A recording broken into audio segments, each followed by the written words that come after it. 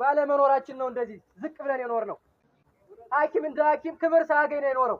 እኛ ግን አትሊስት ባከብሩን እንኳን ተገቢውን ነገር እስኪ አድርጉልን። እንደሌላው እውነቴን ነው የምላችሁ እኛ መራብ የለብንም ነው ያለው።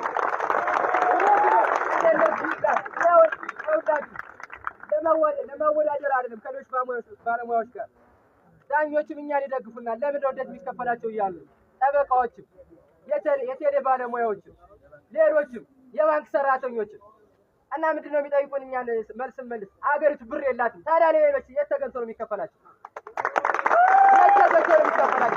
ለዳኛው የሚከፈለው የት ተገንቶ ነው?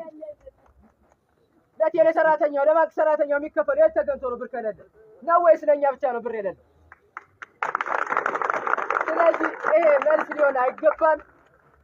ሊያከብሩን ይገባል።